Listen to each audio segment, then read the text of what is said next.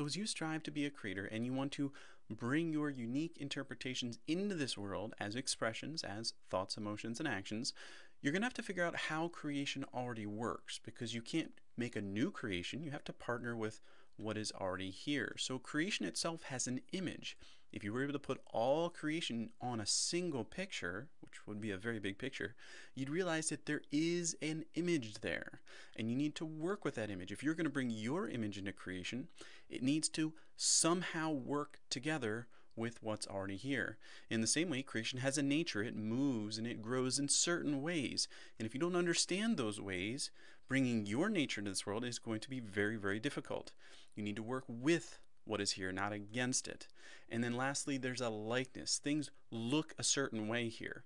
And if you try to bring things into this world that don't look enough like what's already here, you're not going to do very well as a creator. So if you look at creation as a whole, it's a vast but simplified expression of the infinite creator. So that's an important distinction. It is big, but it's also simplified. You can kind of see what's going on, because looking into the creator himself is far too complex for us. So we have this vast but simplified expression of the creator in the creation that's around us. So in creation's image, the first thing we realize is that there's a vast diversity. You know, you've got plants, you've got trees, you've got animals, you've got the universe, the stars, all this diversity. The reason there's diversity is because the creator is infinite. So creation wants to express an infinite being. The only way you can try to do that is being diverse, have all of these different expressions. And it's very stressful to try to do that. So if you intend to express the creator, then anticipate some stress in trying to express him in his infinite nature. It's going to be very difficult, but it is also very fun. At the same time, although there's diversity, there's also uniformity. If you look at all creation, it all works on the anatomic level. Everything has protons and neutrons and electrons. Everything functions off of gravity. There's all these basic foundational principles that create a uniformity for all the diversity. And if that uniformity is disturbed, all the diversity crumbles. And this is why creation doesn't like you, because you're trying to set yourself up as the source of uniformity, as the underlying foundation, as the one who's good. And creation knows if you achieve that, then all its diverse expressions will die, and it doesn't want that.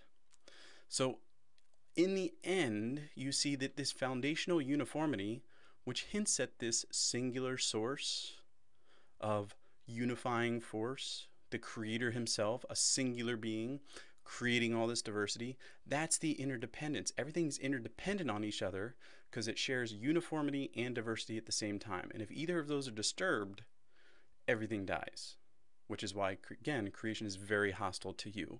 So creation is interdependent because of its diverse uniformity. It is connected and related to each other because it's so diverse, but it's based on all the same principles, so it can work together at the same time. Then we look at creation's nature. So creation likes to flow. A good example of this is a river. A river flows, and it's flowing somewhere. It's going somewhere. It has a purpose. It has a meaning. It has a direction. Where does water tend to flow? The ocean. When it gets to the ocean, does it just sit there? No, it evaporates into the air, and then it comes back down in rain and goes back into the river. So there you see a cycle. So creation doesn't just flow, it also cycles. Now, why is it doing this? Why is it flowing and cycling and flowing and cycling? It just seems meaningless to us. However, you see that creation is building oneness. I mean, look at how many things have water in them. So the more flows and more cycles there are, and creation knows that the oneness will expand, that water will get into everything that's in this world, and that's what it wants. It wants to build oneness up in everything. So creation's micro flows and macro cycles are growing a universal oneness, and you need to work within that. If you try to set up your own flows, your own cycles, or your own oneness, you're just going to be thrown away. You're going to be discarded, which is also known as death. So you need to work within the way creation is already working. The flows, the cycles, and the oneness that are here, you need to partner with that in order to bring forth your creations. Lastly, we look at the likeness. So In creation, everything rises. It's alive because it pulses. Think of your heartbeat. Your heartbeat goes up, it rises, and then, of course, it falls.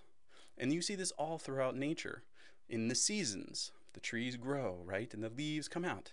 And then they fall off, and they go into hibernation. Animals grow, everything grows, and then it falls. The reason it's doing that is because it wants to grow even more. Creation wants each rise to be greater, which also would mean each fall would be greater as well. But as long as the rise each time gets higher, then there's growth. And that's what creation wants. Unfortunately, we're pulling creation down. We like the rise, right? But we don't like the fall. We think the rise is good and the fall is bad. And creation will fight you on this because creation knows it's good to rise, it's good to fall. Those things are both good. But we're saying, no, rise. I want to feel alive. I want to run around. I don't want to fall. But both are good. And creation will fight you on this until eventually it gives into your demands and then it stops your heart. So creation's pulsing rise and fall builds ever increasing growth. And you need to work within this. You need to accept the rise and the fall because that's what propagates growth in this world. It propagates growth in your body. It propagates growth in all creation. You need to work within these rhythms within creation. So every time there's a rise, when creation comes down to fall, it's looking for a firm foundation. You're the firm foundation that it wants to hit, be filled with spiritual knowledge and life and power, and then it can rise even higher the next time. And then it's going to fall from an even higher state. And it wants you to be even more firm so that that rise and fall can keep getting bigger and bigger and bigger, which will lead to ever increasing growth.